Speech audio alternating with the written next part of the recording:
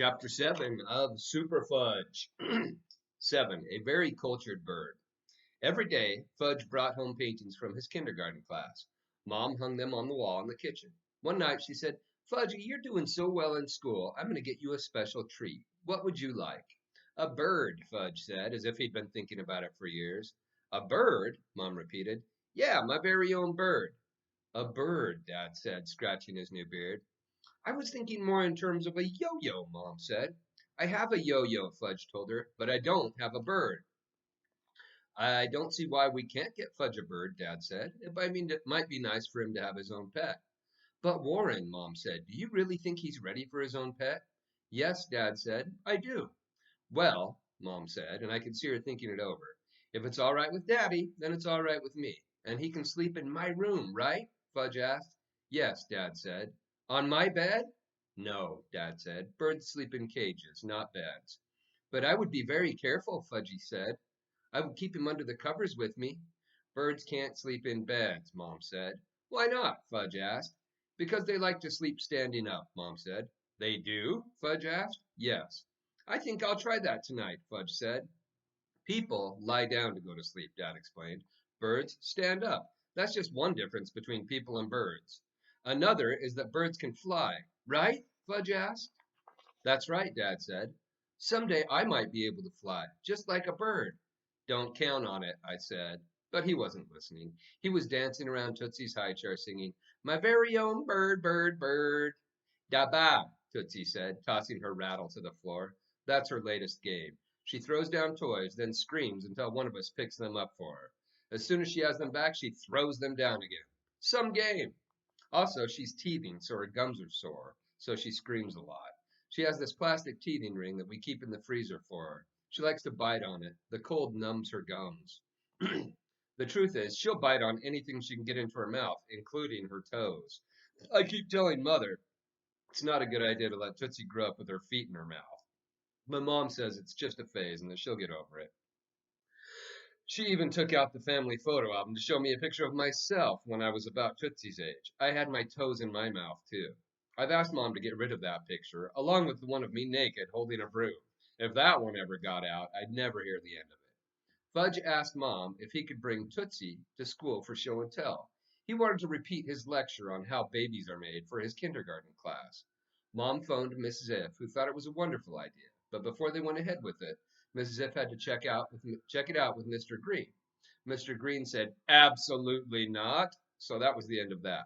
Fudge was disappointed, but Mom and Dad convinced him that once he got his bird, he'd have something even more exciting for show and tell. Grandma came to visit for a few days. I'm getting a bird, Fudge told her. What kind of bird are you going to get? Grandma asked. I don't know. What kind of bird am I going to get? He asked the rest of us. We all spoke at once. A canary, Mom said. A parakeet, Dad said. A mynah bird, I said. Fudge looked confused. Grandma said, I see you haven't decided yet.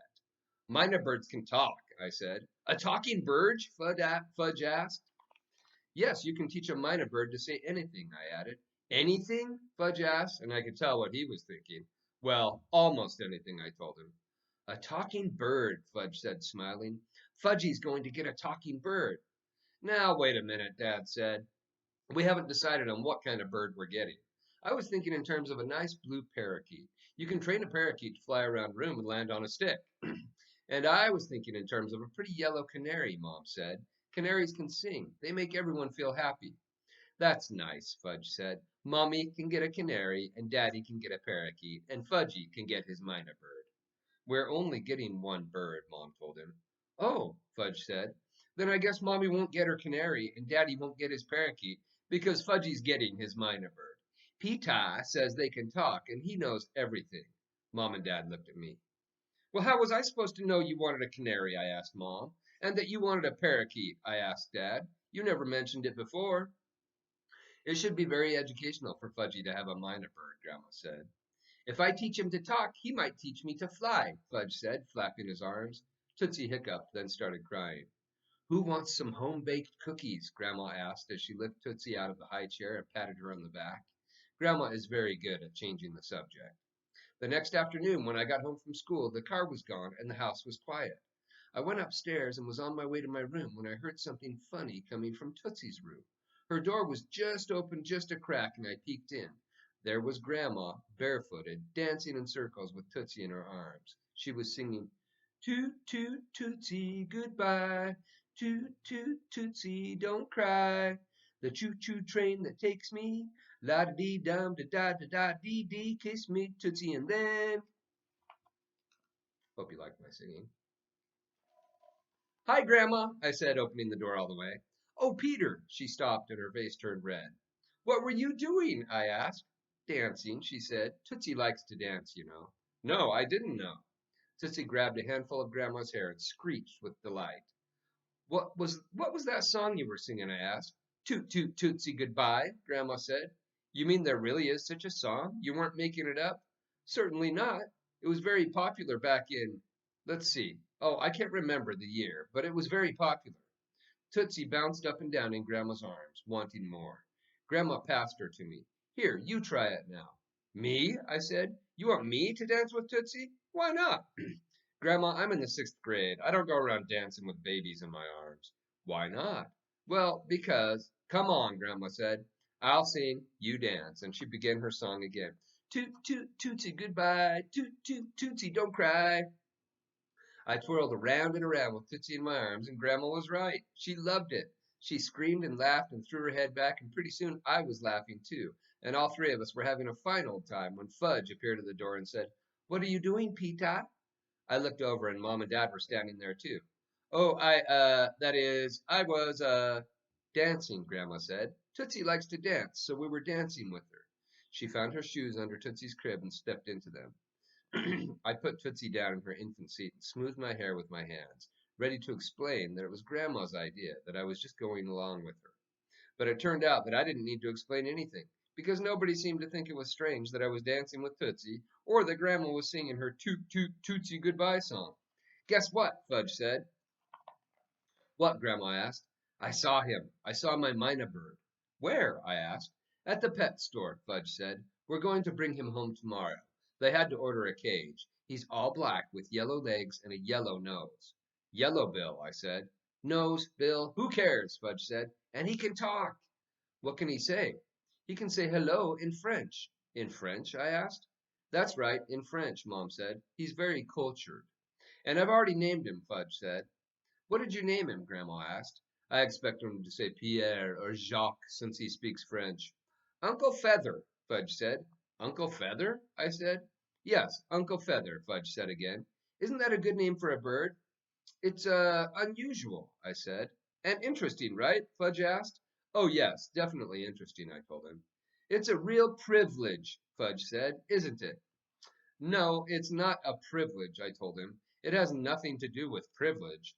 I never should have used that word with such a little kid. He still didn't know how to use it, probably never would. "So it's not a privilege," Fudge said. "So who cares?" And he began to sing. "Uncle Feather came to town, flying in the blue sky. Yellow nose and yellow legs, and he belongs to me, oh my!" "Come on, Grandma," Fudge said. "Dance with me now." He and Grandma held hands and danced around the room while Fudge sang his latest to the tune of Yankee Doodle. My family and their musical numbers were getting to be too much, so I took off for Alex's house in some peace and quiet. The next day, Mom, Dad, and Fudge went down to the pet store and returned with Uncle Feather, complete with the cage, cover, a box of food, and a book called Getting to Know Your Mynah Bird. "Bonjour," or "Bonjour, bonjour," Uncle Feather said over and over again. "That means hello in French," Fudge told me, as if I didn't already know. Dad carried the cage up to Fudge's room, which happened to be next to my room, and all afternoon all I heard was "Bonjour, bonjour" in Bird's voice. I banged on the wall between my room and Fudge's. "Can't you teach him to say something else?" I'm trying," Fudge hollered. I'm trying," Uncle Feather repeated. Swell, I thought. We just got Fudge out of the habit of repeating everything I said, and now we've got a bird who does the same thing. Why didn't I keep my big mouth shut at dinner table that night? Why didn't I convince Fudge to listen to Mom and get a canary, or to Dad and get a parakeet? The next morning, when I went to have a look at Uncle Feather, he greeted me with, "Bonjour, stupid." "Isn't he smart?" Fudge asked. "Doesn't he learn fast?" "Yeah, he's terrific," I said. As I left the room, Uncle Feather called out, "Goodbye, stupid! Goodbye!" "Goodbye yourself," I said. Yourself, yourself, he repeated. And he likes to eat worms and insects and plants, Fudge said at breakfast. So I'll have to go find him some worms. Oh no, Mom said. He'll be very happy eating the food we bought for him at the pet store. But Mommy, Fudge said, you wouldn't feed Tootsie just one kind of food, would you? That's different, Mom said. Tootsie is a baby. Uncle Feather is a bird. I know that, Fudge said, but Uncle Feather needs worms to be happy. You want him to be happy, don't you? I'm sure he can be happy without worms, Mom said, pushing her plate aside. Let's talk about this later, Dad said. It's not the best breakfast conversation. Worms, worms, worms, worms, Fudge sang. That's enough, Fudge, Dad said, but Mom was already in the bathroom and she didn't come back to the table. Grandma came to visit the following weekend and was surprised to find that Fudge no longer slept in the hallway outside my parents' bedroom. I have to sleep in my own room now, Fudge told her. Uncle Feather needs me. Of course he does, Grandma said, standing in front of Uncle Feather's cage. And you're a lovely birdie, aren't you? Lovely birdie, Uncle Feather said. Grandma laughed. Oh my, and so smart, so smart, so smart. Oh my, so smart, Uncle Feather said. That night, Mom and Dad went out, and Grandma stayed at home with us. We all watched TV together. Tootsie was on Grandma's lap, having her late night bottle. So how's kindergarten going? Grandma asked Fudge. I have a nice teacher, he said. She says I'm as sweet as my name. Well, you are, aren't you? Grandma said. I snorted. Do you think I am? Fudge asked Grandma. I certainly do, Grandma told him. I snorted again. All the time? Fudge asked. Maybe not all the time, Grandma said, but most of the time. Then why do you come here just to play with Tootsie and not me? I come to see all of you, Grandma said, burping Tootsie. But you're always holding her, Fudge said, and singing dumb songs to her. They're not dumb, I said. They're from when Grandma was a girl. You were a girl? Fudge asked, trying to get up on Grandma's lap. Certainly, Grandma said, shifting Tootsie into her other arm to make room for Fudge. You were little? Like me? Yes, Grandma said, and I went to school just like you. Fudge shoved Tootsie out of the way, so Grandma passed her to me. What did you do there? Fudge asked. Oh, I sang songs and painted pictures and played games and learned to read. You learned to read in kindergarten? Maybe it was first grade, Grandma said, patting Fudge's head. It was a long time ago. It's hard for me to remember. You know what, Grandma? Fudge said. No, what? I'm the middle child now, so I need lots of attention. Who told you that? Grandma asked. I heard Mommy talking on the phone. It's more important for you to play games with me than with Tootsie, and you should try to remember that. What about me? I asked. Where do I fit in? You don't need attention, Fudge said. You're in sixth grade. I was beginning to get annoyed. That doesn't mean I don't need attention. Everybody needs attention, Grandma said. Even you? Fudge asked. Yes, even me, Grandma told him. Who gives you attention? Fudge asked Grandma. My family and my friends, Grandma said. You should get a bird, Fudge said. A bird would give you lots of attention. A bird wouldn't care if you were the middle child or not. Neither would a dog, I said. You should get a dog like Turtle. As soon as he heard his name, Turtle looked up and barked. Tootsie opened her eyes and said, Ga ga goo ga. That's right, I told her. Now go back to sleep. Grandma went upstairs to tuck Fudge into bed, and I went up to put Tootsie into her crib. Good night, sleep tight, Grandma said to Fudge. Good night, sleep tight, sleep tight. Oh, good night, sleep tight, good night, Uncle Feather called.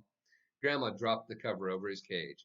It's the only way to shut him up. And even then he kept on calling, good night, until I kicked the base of his cage. After we'd had Uncle Feather for 2 weeks, Fudge was ready to bring him to school for show and tell. Miss Ziff invited the other kindergarten class to come in and see him, and I got special permission from Mr. Green to skip half of English and go down to Fudge's room in case of an emergency. Mrs. Hildebrand's kindergarten class marched in and sat in a circle on the floor, right behind Fudge's class. Uncle Feather's cage stood in the middle of the circle. When everyone was settled, Fudge pulled the cover off the cage and said, Presenting Uncle Feather! Oh, all the little kids said. What a beautiful bird Farley has, Mrs. Hildebrand said. Isn't he a beautiful bird, class? Yes, Mrs. Hildebrand's class answered, sounding like robots. Yes, what? Mrs. Hildebrand asked. Yes, Farley has a beautiful bird, her class said together. He speaks French, Fudge said. Does he really? Mrs. Hildebrand asked. Yes, Fudge told her. Well, what a coincidence, Mrs. Hildebrand said. So do I. She went right up to Uncle Feather's cage, bent way over, and said, Parlez-vous français? Uncle Feather cocked his head, looked straight at her, and said, Bonjour, stupid. That's the end of chapter 7. Hope you enjoyed it.